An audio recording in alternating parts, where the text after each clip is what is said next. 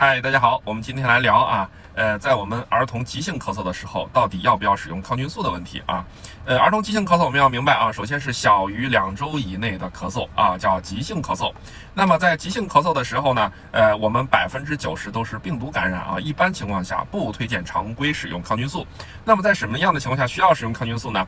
在有细菌感染指征的情况下啊，比如说你查了血常规啊，明确的白细胞增高以中性粒细胞为主，明确的 C 反应蛋白升高啊，或者是我们降钙素原明显的升高，明确的是一个细菌感染，这个时候啊，而且指南给出了啊，首选阿莫西林克拉维酸钾5到7天。当然，这是对青霉素类的抗生素不过敏的孩子才能首选的啊。如果过敏啊，我们也给出指南了啊，建议使用头孢类的抗菌素或者大环内酯类的抗菌素。您学会了吗？父母多学习，孩子少受罪。关注我，我是刘健叔叔。